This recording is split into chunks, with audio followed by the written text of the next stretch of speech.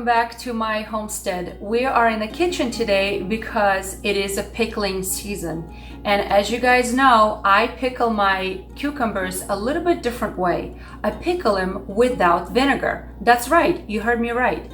I ferment them, and the fermentation process will make them taste sour, just like the vinegar, but without using the vinegar.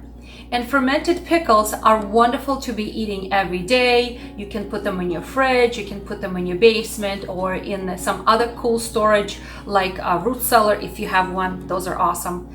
But if you can always just store them in a cool place, and the fermentation process will slow way down, and you can continue eating probiotic rich, delicious fermented pickles as much as you want to.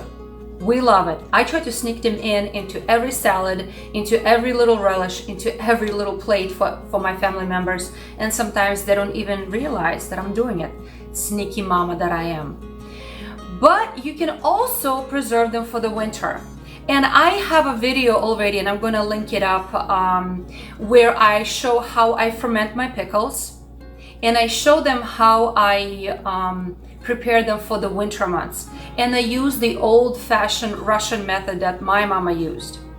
But I just wanted to tell you that if you don't feel safe doing it that way, or if the pickles you're using, if your cucumbers you're using for your fermentation process were slightly larger, see, that method may be questionable. And if you want to use a water bath canning because you feel more safe that way, you're more welcome to do it. And I'm gonna show you how I'm gonna do water bath canning in this video today.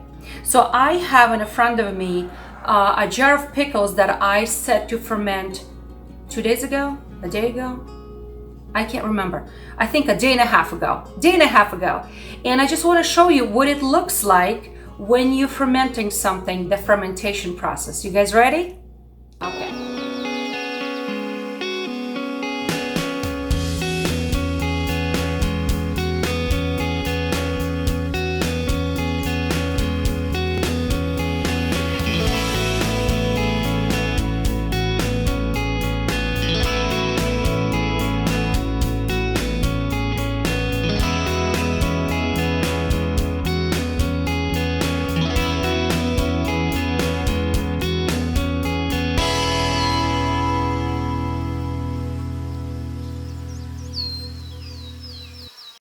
Okay, so I've set this up. I just tried to remember when I did them, and I think I did them exactly 24 hours ago. So they're still green in color, but you will notice that, don't look at these guys. Those are the winter ones. The brine color beginning to change, and I'm gonna take my cover off. Everything is under the brine, everything is submerged. And you see a little bit of foam forming on top, and it's quite normal. And there's a little bit of foam right here in the jar. So what I like to do is I like to tap it so more bubbles escape, and that's what I do. Now, it's always sitting in the plate because I just had to dump some out because it was collecting a lot of fluid on the bottom. Do you guys see those bubbles dancing? Fermentation at its best. So I had some liquid sitting on the bottom of the plate. Why? Because the salty brine is going to start drawing out some of the cucumber natural liquid, because cucumber is basically all water. So a lot of water started drawing out, and it came up to the top, and it was bubbling over onto the plate. So I just dumped some of it out from the plate.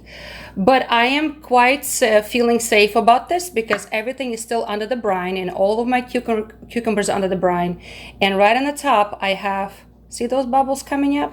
Aren't they wonderful?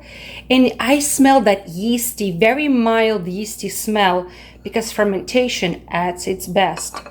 So probably on the 3rd or 4th day, maybe even 5th day, depends on how sour I like them, I'm going to store them away for the winter. And this is the finished product.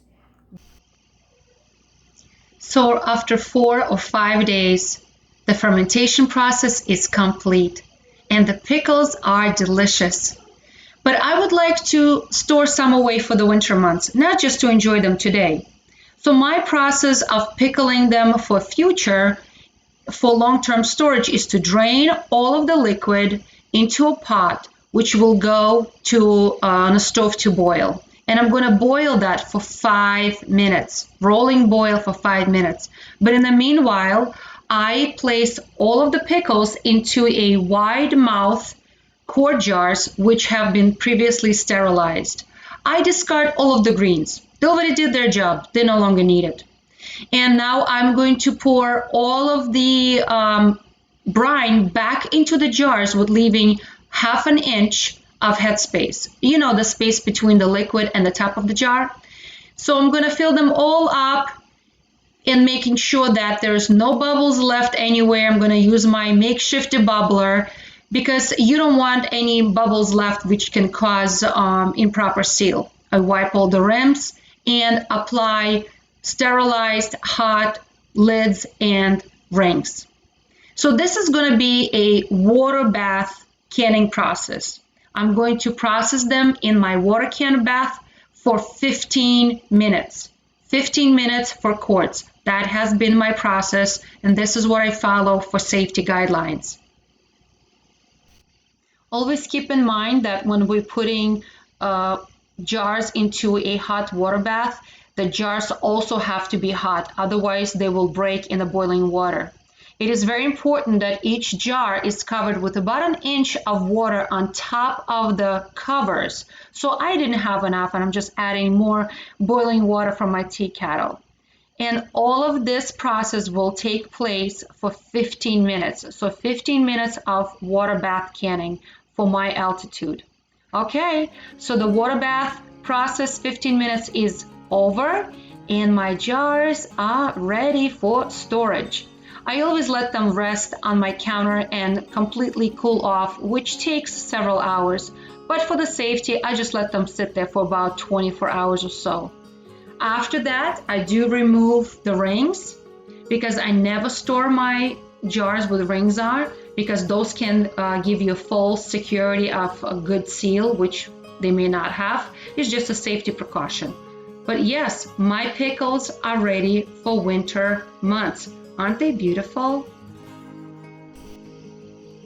It is my motto that when we have an abundance of something is to enjoy today, but also storing it for tomorrow.